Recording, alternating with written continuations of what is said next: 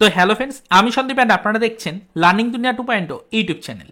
তো যারা organiser teacher বা সংগঠক শিক্ষক নিয়োগ প্রক্রিয়ার সাথে যুক্ত চাকরি প্রার্থী রয়েছেন, তারা সকলেই জানেন যে এই 2025 শিক্ষাবর্ষটা আমাদের জন্য ঠিক কতটা গুরুত্বপূর্ণ। আলটিমেটলি এই 2025 শিক্ষাবর্ষে আমাদের জন্য কিন্তু হিউজ পরিমাণে একটা ভ্যাকান্সি ফাঁকা হচ্ছে নতুন করে শিক্ষক নিয়োগের জন্য। তো এক্ষেত্রে অবশ্যই কিন্তু 2025 শিক্ষাবর্ষে প্রচুর সংখ্যক শিক্ষকের নিয়োগের কিন্তু যথেষ্ট প্রয়োজনীয়তা সামনে উঠে এসছে। তাই বর্তমান রাজ্য সরকার অবশ্যই কিন্তু হিউজ পরিমাণে নিয়োগ দিতে চাইছে, এটা আপনারা সকলেই জানেন, এবং নিয়োগের প্রস্তুতি পর্ব অলরেডি কিন্তু চলছে। খবর কিন্তু আমরা পেয়েছিলাম সেই 2024-এর আগে থেকেই। তবে নতুন করে একটি বাধা সামনে উঠে আসছে 2025-এর একদম প্রথম দিকেই। অলরেডি বিভিন্ন সামাজিক গণমাধ্যম সূত্রে একটি আপডেট কিন্তু ভাইরাল হচ্ছে, যেখান থেকে বলা হচ্ছে যে নতুন করে শিক্ষা দপ্তরের পক্ষ থেকে একটি বার্তা কিন্তু তুলে ধরা হয়েছে বা একটি নতুন নির্দেশিকা কিন্তু জারি করা হয়েছে।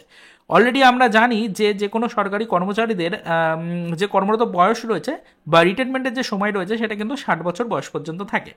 তবে এবার কিন্তু নতুন করে একটি বার্তা উঠে আসছে, সেটা হচ্ছে যে অলরেডি কিন্তু শিক্ষা দপ্তরের পক্ষ থেকে নাকি ঘোষণা করা হয়েছে যে যে সকল শিক্ষকরা শিক্ষকতা করছেন তাদের রিটায়ারমেন্টের সময় বা রিটায়ারমেন্টের সময়সীমা যেটা রয়েছে সেটা 60 থেকে বাড়িয়ে 65 বছর করা হয়েছে, অর্থাৎ সকল শিক্ষকরা 65 বছর বয়স পর্যন্ত কিন্তু শিক্ষকতা করতে পারবেন। এরকমেরই কিন্তু একটি বিশেষ নির্দেশিকা কিন্তু সামনে উঠে আসছে বিভিন্ন সামাজিক গণমাধ্যম সূত্রে। তো অলরেডি গত দুদিন আগে বিষয়টা নিয়ে কিন্তু আলোচনা হয়েছে, বিভিন্ন জায়গা থেকে খবর এসছে। তো আমরা অযথা কিন্তু এই বিষয়টা নিয়ে সেরকম কোনো আলোচনা করে চাকরি প্রার্থীদের বিভ্রান্তির মধ্যে ফেলতে চাইনি, তাই কোনো আলোচনা কিন্তু আমরা করিনি।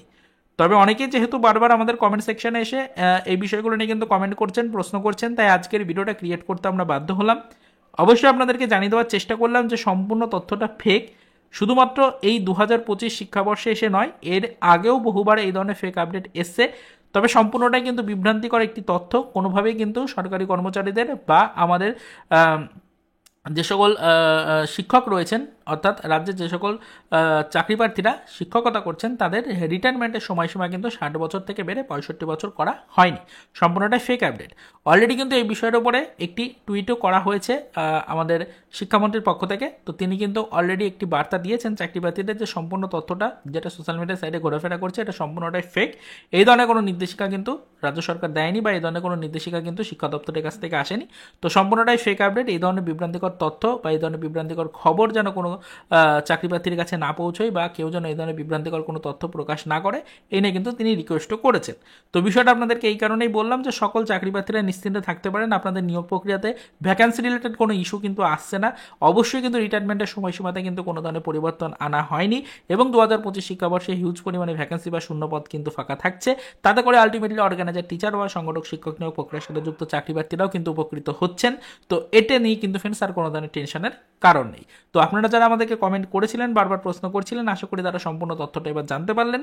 তো পরবর্তীতে আমরা আবারও বিস্তারিত আপডেটের উপর নজরদারি রাখবো। অর্গানাইজার টিচার বা সংগঠক শিক্ষক নিয়োগ প্রক্রিয়া রিলেটেড কোনো আদার্স ইনফরমেশন বা আপডেট পেলে সেটা অবশ্যই আমাদের চ্যানেলের ভিডিওর মাধ্যমে কিন্তু ডিটেলসে আপনাদেরকে জানিয়ে দেওয়ার চেষ্টা করবো। তারপরে তো এই পর্যন্তই, চলুন দেখা হবে নেক্সট ভিডিওতে। পরবর্তীতে আবারও আমাদের অর্গানাইজার টিচার বা সংগঠক শিক্ষক নিয়োগ প্রক্রিয়া রিলেটেড কিছু আদার্স অফিসিয়াল আপডেটের সাথে।